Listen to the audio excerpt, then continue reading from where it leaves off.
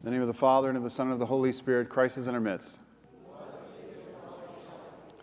So I'd like to ask a question to the younger group in church today. And I want to ask you what two things mean, and I bet you're going to be able to tell me instantaneously. If you are staring at a screen and you see a pinwheel spinning around that's colored, or you see an hourglass on the screen, what does that mean? Mikali. Time's running out. What else does it mean? John. It's loading. It's loading, right? Now what happens if you see, what do you have, a Mac or a PC? Mac, so you see the pinwheel then, right? If you see that pinwheel going over and over and over, what does that mean? Something's loading, the internet is down. Right? And for kids, they know, they're like, oh, right? You see that pinwheel and you're devastated, right? You're like, oh no. Or you see the hourglass on there, or there's something wrong. There's some delay that you were not expecting. Now, for those who are a little bit older than Mikali and John, you remember that back in the day when you needed the internet, you didn't have a landline, right? You put the phone on and it would make that weird noise, and you dial up and it would be like so slow. You'd see a page go like that, and oh, wow, it's the internet, right? Or you get your mail. Rewind even now. You see the video games that are out, and what did we play, the 40 to 50-year-olds back in the day? It was a line like this and a line like this, right? And the ball would go boing, bong. It was Pong. That was it. And you saw that. I remember my friend had that game because my parents would not get it at the time. And we would go in his basement, and I said, let's play Pong. And I was so excited. And we sit there playing for hours, this thing, and you just bounce the ball back and forth. Kids right now, if you gave them a cell phone and it had Pong on it, they'd probably throw it at you, right? And say, get this out of here, what's the matter with you? But our expectations have changed through the years. The ability to get information when I was a kid, and when some of you were kids, where did you go? You went to the library. Library right now is really kind of, it's almost obsolete. You think about the libraries that, in school systems, yes, I mean, people use them for certain books, but when kids want information now, and when they do reports, what are they quoting? They're quoting online sources. So there's a different expectation in the immediacy of receiving material, the immediacy of receiving information. Why do I bring this up today? Is because we have expectations with every new device that comes out, with every new internet service that comes out, that things will be quicker, more instantaneous, that they will look better, they will move smoother, they will be able to do more, and it will happen quicker than anything that we currently have. But if we were to go backwards, and we were to go back to the old brick phone, and where you didn't have even caller ID in some of the early days, right? Caller ID is something new to this generation. You'd say something's wrong. I can't go backwards. I need to go forward. I need information now. I need to know who's calling. I need to find this out. I need to look this up right now. I need my phone to tell me where this person's home is at. Where I remember when I started here at the church 15 years ago doing house blessings and having a printout of maps of homes. And then some of you who are new development, you couldn't find it. It didn't exist on maps. And now instantaneously, you don't even need to think. You can even get it on your watch and know where you're going. But what does this have to do with the gospel reading today?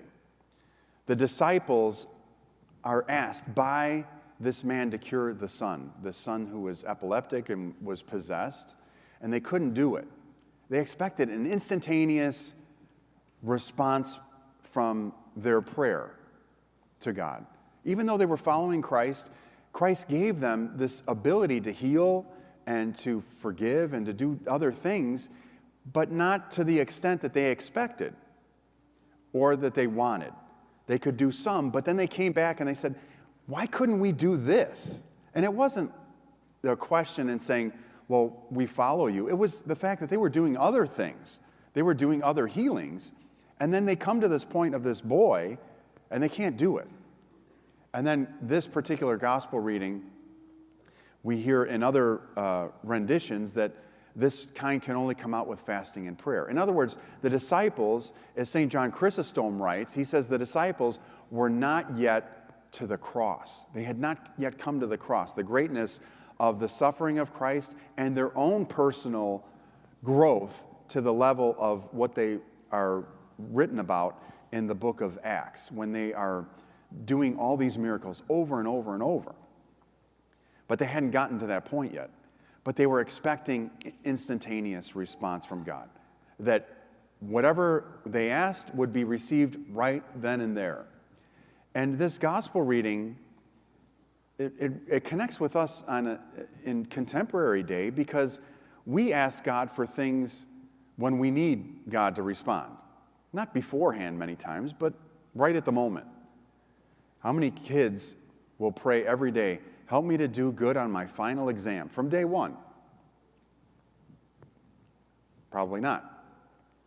But then as you get closer to that, you hear the final exam and you're like, I don't know. And it's, Lord, help me with the final exam. And we start ramping up our prayers at the end instead of at the beginning. So we are under this expectation from God that when we ask, we should receive instantaneously. But God does not always respond like that, because that is not how God works. God doesn't work as a vending machine of needs, where we put our coins in, we hit the button of whatever we want, pops out, and we say, I got what I needed from God, and you come back to the vending machine again when you are in need. It is a relationship with God that we should develop, and also understanding, too, that God answers all prayers, but he answers them in a time that we might not be prepared to receive. And then what happens is we get upset, or we think he's ignored us, or we think that we haven't prayed right or something, because it's not instantaneously done, which is the same response that the disciples had today. Why couldn't we do this? And Christ didn't say to them, you will never be able to do this, or something that said to, that he would say to them that would restrict them from ever being able to do this. He said, you're still of little faith, you will grow, and he's implying all this in his statement. And then as they grow, they become the ones who never question again God's greatness, his mercy, his ability to act and respond. So for us today, we have to think about what we expect from God and what we expect instantaneously, what we've come to expect from God instantaneously. Just like when we look at our computers or our cell phones and we hit load the page, we expect it to be instantaneous, especially if we have a high-speed connection. We expect it to be right then and there. And when it's not, something is wrong. And what usually happens when that something might be wrong? Let's go back to John. If you see that pinwheel spinning over and over, what happens to your mood? You get mad.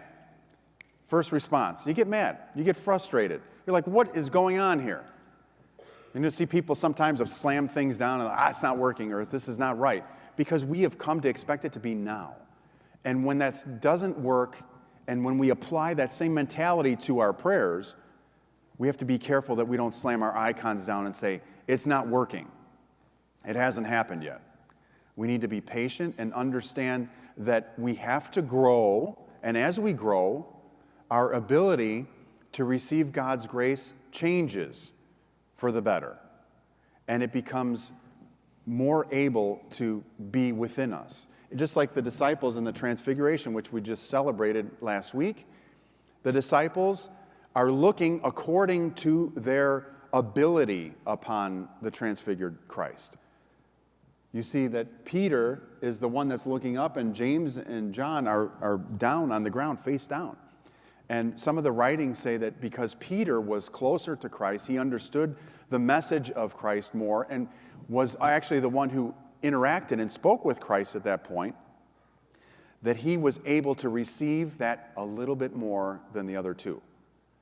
So as we grow, we receive God more. And as we receive God more, we also receive the understanding of the answer to our prayers with with the patience and with the love of God that we're called to have when we ask him for something. So don't think that your prayers are being unanswered, and don't think that any prayer that you ask would be ignored. Just remember that God answers our prayers in a time that is fitting for him, and he also calls us to be patient, to deal with the spinning wheel or the hourglass, and to sit there and not get frustrated and walk away and say, that's it, this is not happening, I'm leaving. You know, I mention often in my sermons that people come to church over and over because at one point or another in their life, they've had some type of feeling inside, some type of warmth, and you probably weren't even expecting it. And you say, oh, I feel good today. And I don't know, it wasn't anything that was said different. It wasn't the chanting, it wasn't the sermon, it wasn't the temperature of the church. It was just something that happened, and I felt it. And people come back wanting that feeling over and over. And if we don't get it, do we throw up our hands and say it's never going to come again? Or do we come asking again, please enlighten me, inspire me, make me feel that glory of that minuscule glory of God inside of us. The things that the fathers of the church write about, and they say that feeling inside that transforms us and makes us feel alive and warm and peaceful. Those are the things that we reach out to. But don't get frustrated if you don't have it again for a while. But just keep reaching out, be patient, and understand too that God has a time frame that is beyond what we understand. And it's also a time frame that is outside of time. God is not constricted to 24 hours a day. He doesn't have to sleep 4 to 8 hours a day. He doesn't have to do anything. He is outside of time. So his understanding of the long-term plan for our life could be significantly different than our own. So be patient and understand that God does answer our prayers. But just like the disciples said, why couldn't we do it? We have to understand that that's the first question that we would ask. But the question we should be asking is, why can't we do it? Why couldn't we do it, or why can't we do it?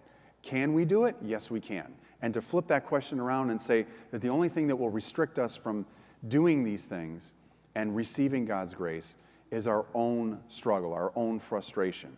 So continue to push forward in your prayers, continue to ask God for the things that you need for your salvation, and be patient, understanding that he answers all prayers. Amen.